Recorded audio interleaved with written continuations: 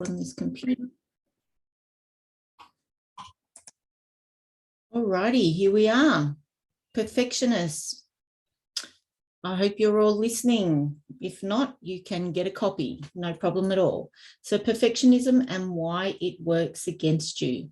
For those of you who don't know, I am a lifestyle accountability and mindset coach. In a nutshell, I help people with their productivity. I help them get organized, and I just help them stop running flat out in circles. So it just creates a bit of a blend between their professional and their private lives. As you may or may not be aware, we hold 15 to 20-minute webinars here on a Friday morning. They are live Friday morning, 9 a.m. Topics vary. And this week we have perfectionism and why it's working against you. So great to have everyone here. Alrighty, so this week's topics. What we have is why perfectionism is a problem, the root cause behind perfectionism, and top tips on how to make perfection work for you. So why is perfectionism a problem? Research has demonstrated that high rates of perfectionism, especially self-orientated perfectionism, because there is 3 different types, and we'll go into that a little bit later. So the self-orientated perfectionism can lead to significant mental health issues, all sorts of consequences relating to depression, general anxiety. It can go into socially specific anxiety, eating disorders, lower life satisfaction, feelings of low self-worth.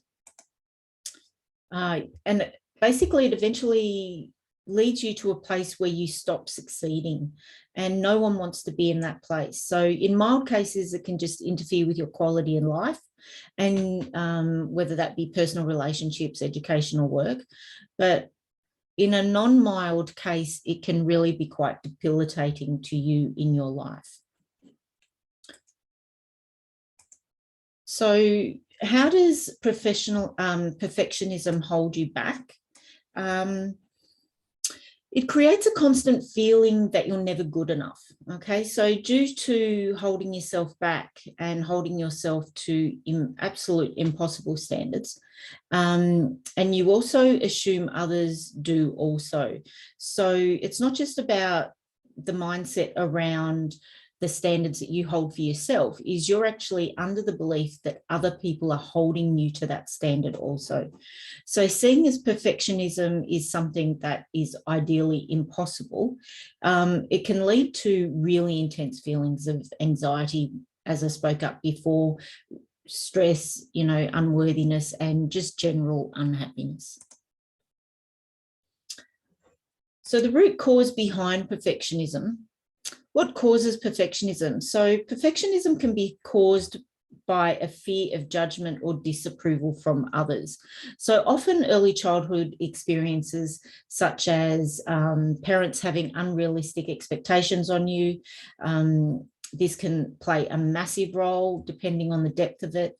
Mental health concerns and conditions such as OCD, obsessive compulsive disorder, these can all tend to exhibit perfectionist tendencies.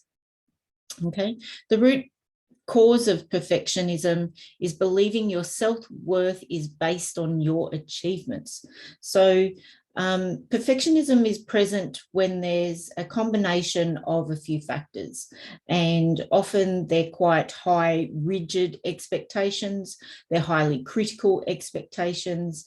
You can go through even shaming by some people if they are holding you to an expectation and you let them down, so to speak.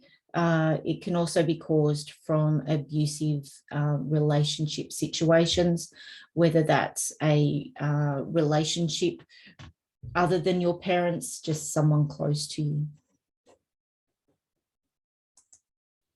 So when you aim for perfectionism, you discover it is a moving target. I think that's a really good quote by Jeffrey Fisher. When you aim for perfectionism, you discover it is a moving target. Okay. So perfectionism is primarily driven by internal issues, such as the desire to avoid failure and harsh judgment by someone. There's a social component to it, because perfectionist tendencies have increased substantially among young people, especially over the past 30 years, and that is regardless of gender or culture. I think that's just a societal issue that is coming up. Okay, so we have three types of perfectionism. We have socially prescribed perfectionism, other-orientated perfectionists, and self-orientated perfectionists. So when it comes to socially prescribed perfectionism or perfectionists, what we're talking about is people who have a belief that other people expect them to be perfect, and that these other people will be highly critical of them if they fail to meet their expectations. Okay. The next one is other-orientated perfectionism. This comprises of beliefs where they feel that it's important for others to strive for perfection and be perfect. Other orientated perfectionists expect others to be perfect and are highly critical of others who fail to meet these expectations. The next one we have is self-orientated perfectionists. Having to keep moving myself around on the screen. Self-orientated perfectionists, they tend to have an affiliate, so it is a desire to create social and emotional bonds with others, but they tend to have an affiliate, like a style of, like a humor style, basically. Studies have shown that this type of perfectionism is also linked to nurturing intimacy, social development, and altruism issues that have come up in life.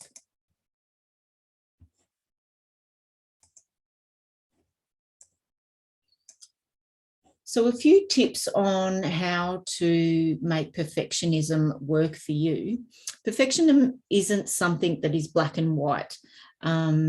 Certainly nowhere near as what it seems. And because adults with perfectionism often tend to be very critical of themselves, they often find that the most effective ways to overcome perfectionism is to really replace self-critical or perfectionist thoughts with some that are more realistic and helpful statements. So it's a good idea to practice helpful statements regularly instead of being self-critical of yourself if you're an adult with perfectionism.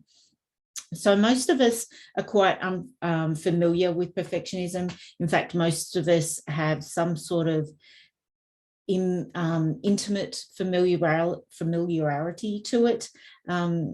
Even though we don't put a label on it, it's usually because perfectionism comes with a type of stereotype, as it paints someone as being impossible to work with, someone you can never meet the standards of. So you get caught up with every detail and you never think anyone else is ever good enough. So sometimes it's really not the whole story. So truly, perfectionism really isn't something that is black and white. And here are 10 ways for perfectionism to sustain their drive and really get more out of their life. So the first one is to create a more realistic personal goals and expectations. So by recognizing that you are already good enough is a really big thing to do. You don't need to be perfect to continue making progress towards your goals. So by setting more realistic goals, you ultimately eliminate the excess energy that you would normally be putting towards attempting to do the impossible. So you tend to have more of a balanced lifestyle. The second one is challenging your inner critic and disputing the negative thoughts. So don't let your motivation be the cause of your demise. Ultimately, it is really important to use healthy rewards, positive feedback when you're achieving your goals, always give yourself positive feedback, celebrate your wins, rather than allowing that inner voice to wreak havoc on your emotional well-being. Turn down the volume on your negativity, amplify your intuition, and really allow that positive energy into your life and into your thoughts. Allow the love in for yourself and allow it to propel you to where you want to be, your desires in life, and really put you in a place where you feel successful and full of fulfillment. Number 3 is prioritize your self-care and invest in yourself. So this is about putting your own gas mask on before helping the next person. So really engaging in yourself, reconnecting with yourself. Maybe it's an old hobby. Continue reading so that you can take better care of yourself and others. You know, it's really about looking after you. The 4th one is practice saying no more often. A lot of people have problems with this. Perfectionists often struggle with saying no. And that's because potentially they're worried about new possibilities and opportunities. And if they say no, then they're possibly agreeing with someone that they can't do it. So often they have struggles with saying no to new opportunities, and that's also due to their high ambition. But you really need to learn to set healthy boundaries because it often leads to unsustainable energy use. You tend to burn out, and burning out is certainly not a healthy place for your mindset or your physical well-being. So we really need to think about stop taking on those extra tasks that really aren't related to yourself, your goals, your passions, and start really investing your time and space into your own well-being and what truly continues to matter for you. So this is a question for you. So what matters to you? Are you giving your time away to things that don't matter? So you can do that by just making a priority list and crossing off all those things that don't matter. Number 5, remember that time off is not wasted. So often perfectionists believe that they really need to be there all the time. They can't practice relaxing or recharging their batteries. Earlier in the year, I did a webinar on slowing down and doing less. So if this resonates with you, seek that out on my YouTube channel. You will find it there. Slowing down and doing less does not mean you actually do less. It means you just prioritize your time and what you are actually doing. And by doing that, you find yourself having more time to do the things like relaxing and recharging your batteries to help you continue to pursue your dreams. Because you want to look at relaxation as a way of recharging your mindset, giving your brain some space.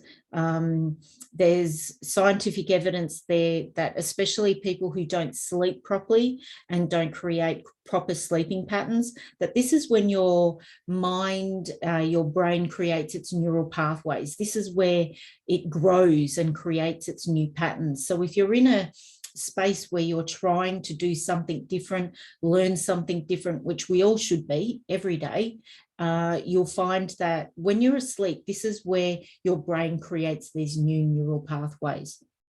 So it's really important to make sure that you are sleeping properly and that you're engaging in lighthearted activities that just help you be healthier. And it's a way of refreshing your motivation by just taking that little bit of space for yourself.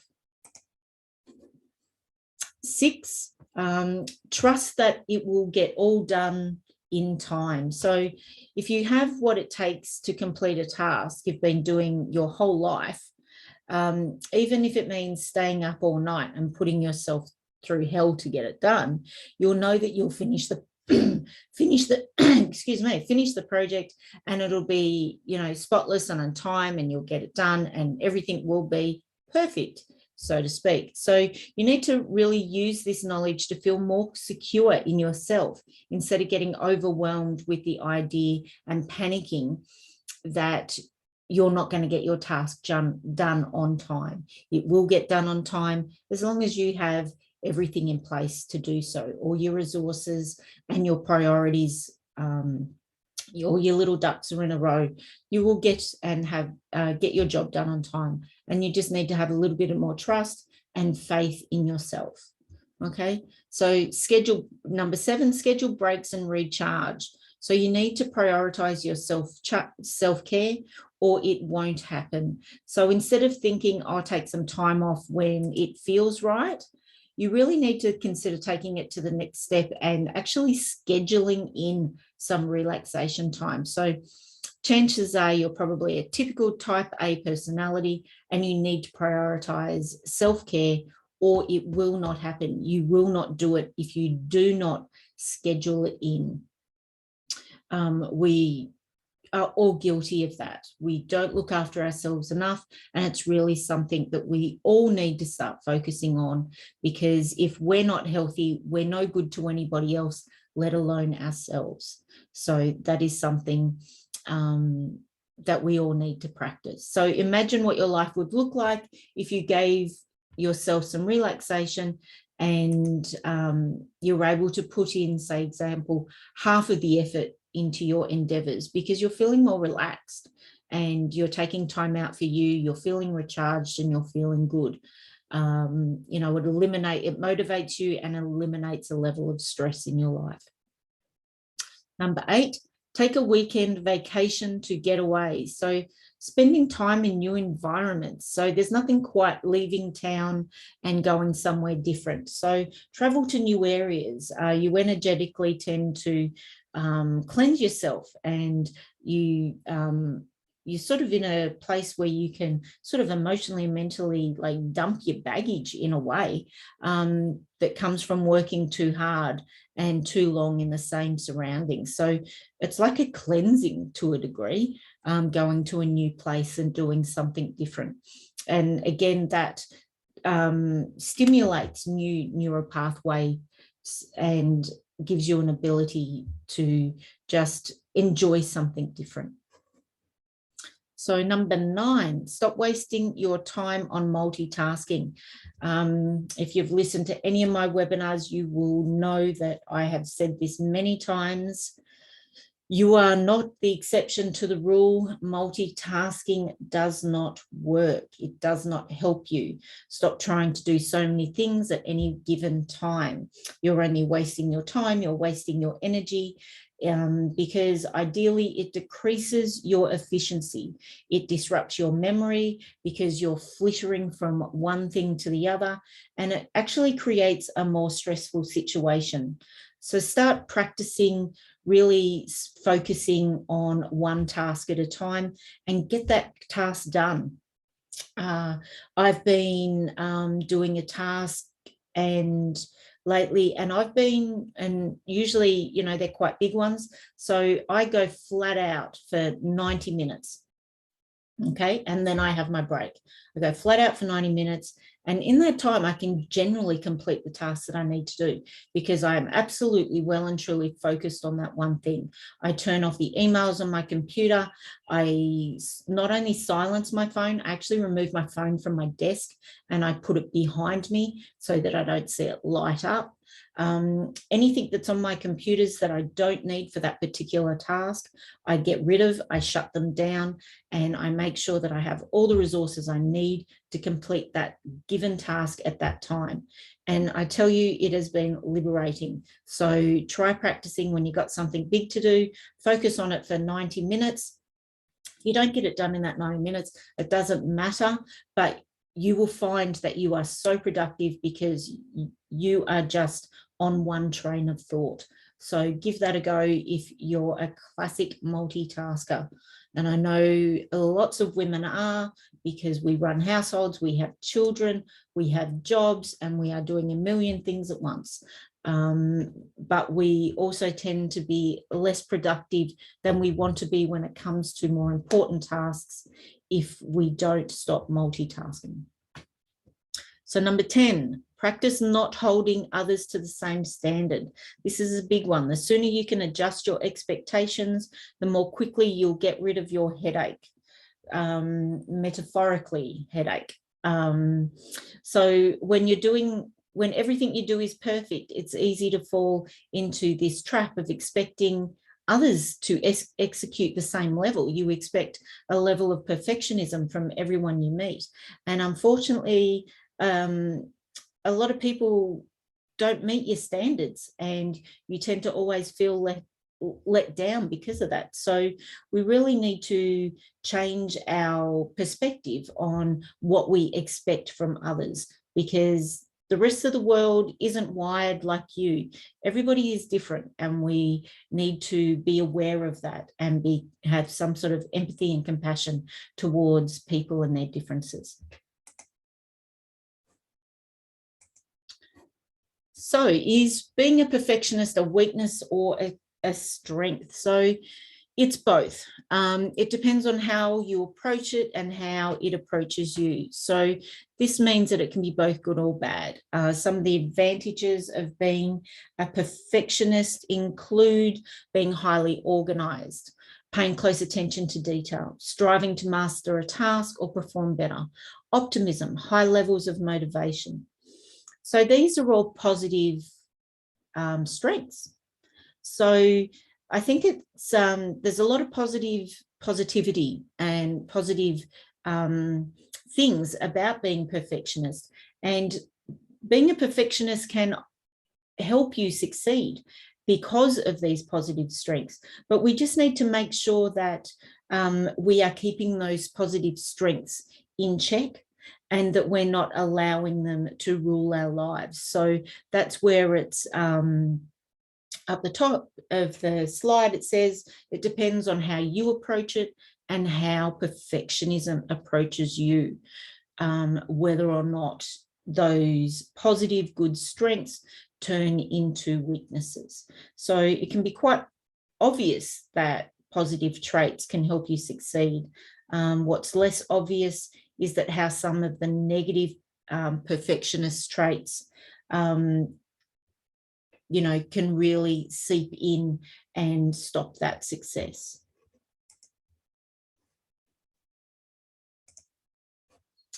So in summary, we have, you set your expectations so high for yourself that in the likely event you don't meet your goal, you are automatically a failure.